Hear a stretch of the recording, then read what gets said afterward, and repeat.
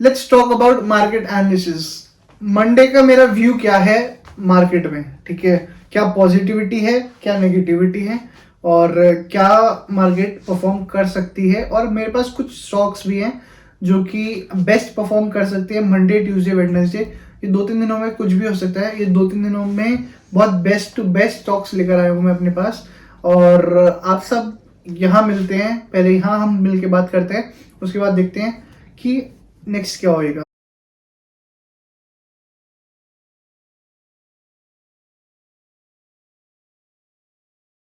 करते हैं अब हम सब बात करते हैं निफ्टी, बैंक निफ्टी, इस सब का मेरा व्यू क्या है, ठीक है। हम आते हैं पहले निफ्टी में। हम पहले पूरा एक बड़े टाइम फ्रेम में जाकर हम एक व्यू देखते हैं कि मार्केट स्टार्टिंग का मार्केट का व्यू क्या था। मार्केट का व्यू क्या था? मार्केट स्ट्रेट उठी, स्ट्रेट उठने के बाद गिर रही है, फिर थोड़ा मतलब लाइक ये ऐसा पैटर्न बना रही है, ठीक है। गिर रही है, फिर थोड़ा वो कर रही है, फिर गिर रही है, फिर उठ रही है, फिर गिर रही है, फिर उठ रही है, फिर गिर रही है, फिर उठी और फिर गिरी। अब नेक्स्ट मूवमेंट क्या हो सकता है? या तो उठेगी और या फिर एक बहुत बड़ा फॉल आएगा, है ना। तो हमने एक लॉन्ग टर्म जो है, long term in the sense कुछ दिनों में क्या हो सकता है वो तो हमें पता चल चुका है, ठीक है। अब हम देखते हैं कि शॉर्ट टर्म में क्या हो सकता है। तो पहले हम मतलब लाइक बड़े टाइम फ्रेम पे, लाइक 1 डे टाइम फ्रेम पे हम एक पहले सपोर्ट बनाएंगे, ठीक है। एक सपोर्ट क्या बन रहा है मेन, अगर आप यहाँ जाओगे, है ना, अगर आप यहाँ देखोगे, ये एक बहुत मेजर सपोर्ट एरिया है। लाइक अगर आप पहले देखोगे, पहले भी एक यहीं पर आकर एक बड़ा मूवमेंट आया, उसके बाद यहाँ पर फिर से रीटेस्ट करा एक बार, फिर बड़ा मूवमेंट आया, फिर एक बार रीटेस्ट करा, फिर बड़ा मूवमेंट आया, ठीक है। तो अब हम इतना तो पता चल चुका है कि ये जो जोन है, ये एक बहुत इंपॉर्टेंट जोन है, ठीक है। तो अब हम लाइक हम मंडे को ट्रेड करने के जा रहे हैं, तो हम मंडे का व्यू, मंडे को क्या हो सकता है, हम वो देखेंगे फर्स्ट ऑफ ऑल। और हम एक और चीज़, बहुत इंपॉर्टेंट चीज़ है, लाइक मैं ये इस चीज़ को एक बहुत इंपॉर्टेंट मानता हूँ, वो है ईएमए, ठीक है। ईएमए ये एक है 1 डे टाइम फ्रेम पे और एक है नॉर्मल चार्ट के हिसाब से टाइम फ्रेम पर। अब ये देखो, अगर आप ये वाला ईएमए देखोगे, 200 ईएमए है ये। यहाँ पर एक रिजेक्शन की वजह से बहुत बड़ा फॉल। अब यहाँ पर कहीं ईएमए का तो सपोर्ट नहीं है, तो हमें इतना तो पता चल चुका है।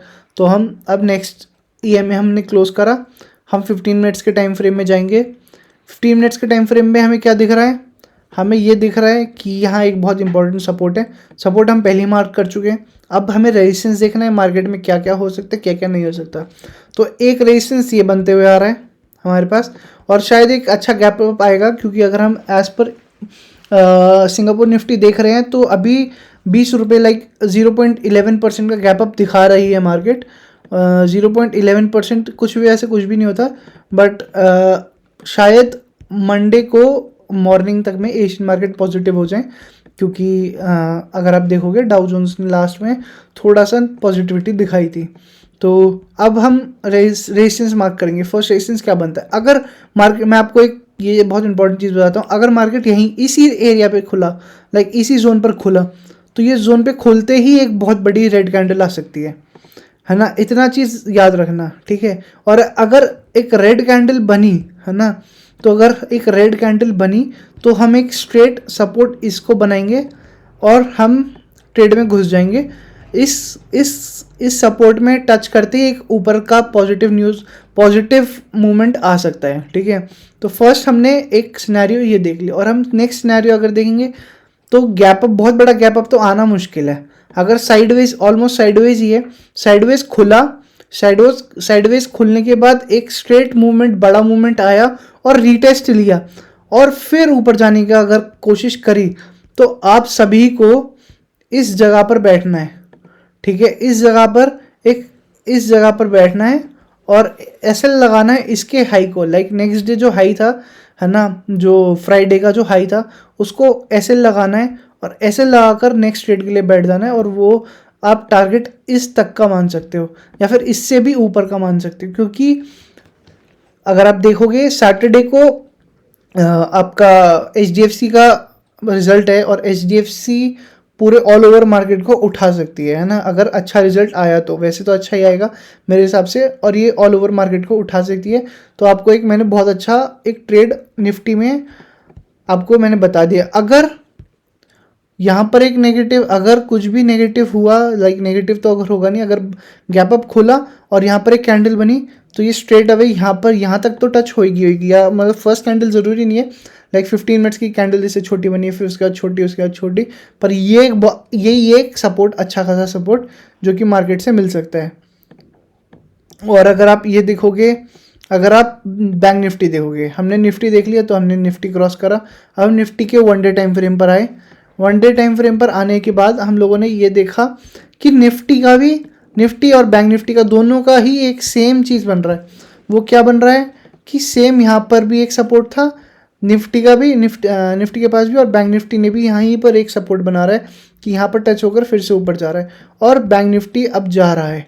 और अगर आप ये देखोगे कि बैंक निफ्टी के पास एक 200 EMA का एक रेजिस्टेंस है जो कि फेस कर रही है अभी, है ना।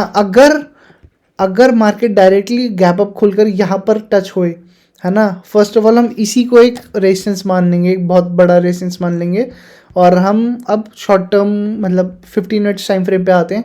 15 मिनट्स टाइम फ्रेम पर आने के बाद हमने देखा कि दूसरी एक EMA 200 EMA एक सपोर्ट दे रही है यहाँ पर। अगर साइडवेज खुला, यहाँ से सपोर्ट आया, तो इस रेजिस्टेंस को ब्रेक कर लेगी। बट मैं तभी इस ट्रेड में घुसूंगा या तो ये इसको पार करेगी, या तो इसके ऊपर जाएगी मार्केट, या तो फिर इसके नीचे आएगी मार्केट। मैं तभी एक ट्रेड लूँगा, नहीं तो नहीं घुसूंगा मैं, क्योंकि बैंक निफ्टी थोड़ा चॉपी है, कभी ऊपर बहुत ज़्यादा ऊपर, कभी बहुत ज़्यादा नीचे आ रही है।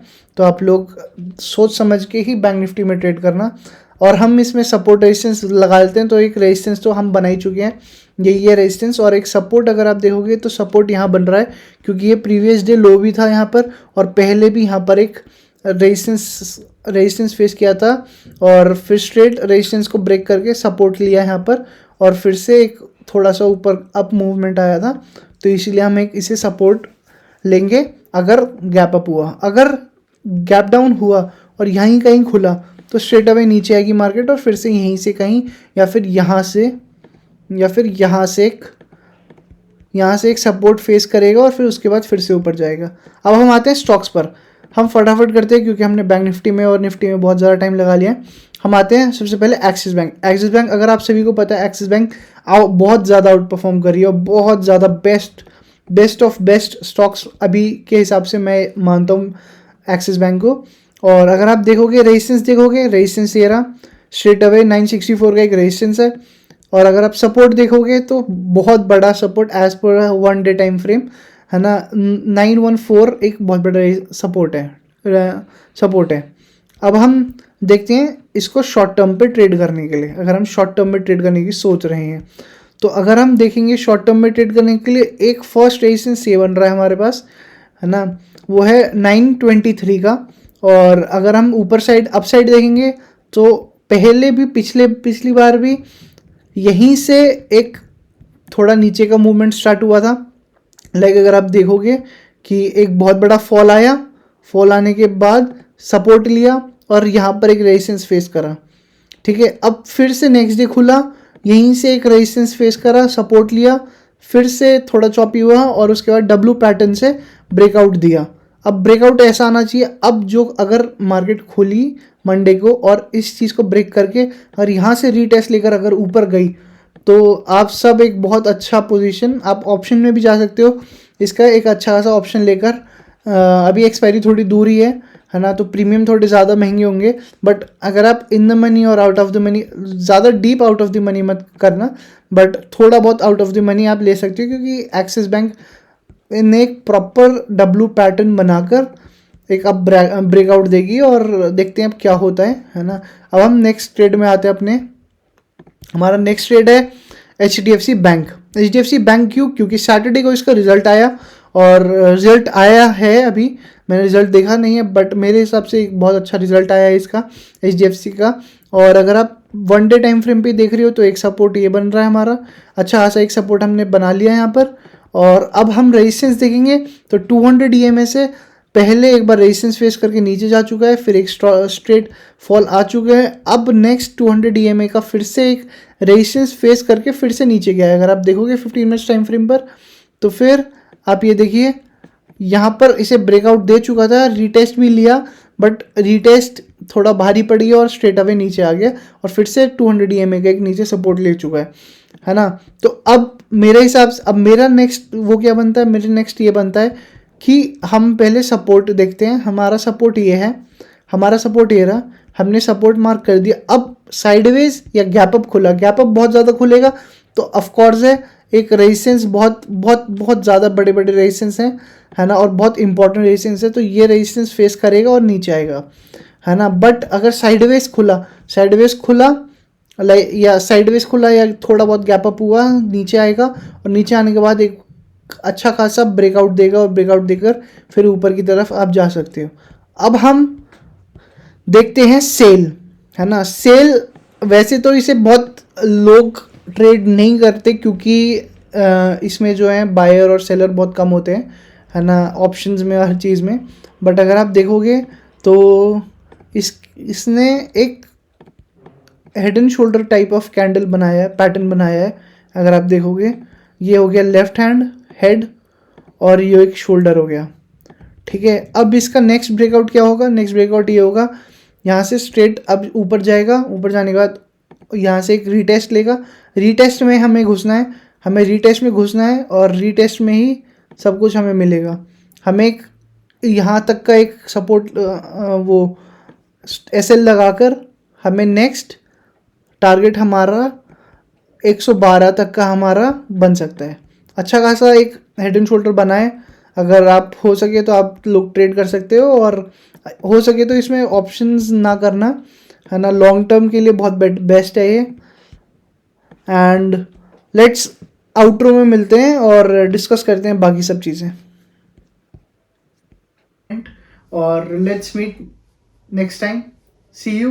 एंड हमारी क्लासेस भी हो रही हैं, हमारी अभी तो सेकेंड बैच स्टार्ट होने वाला है, तो अब हम जो हमारा जो थर्ड बैच होगा हम उसकी बात करेंगे नेक्स्ट टाइम, उसके नेक्स्ट टाइम जब भी अब थर्ड बैच स्टार्ट होगा, है ना, वो हमें टीम से डिस्कस करना पड़ेगा। तो thank you so much, keep making profit, okay bye.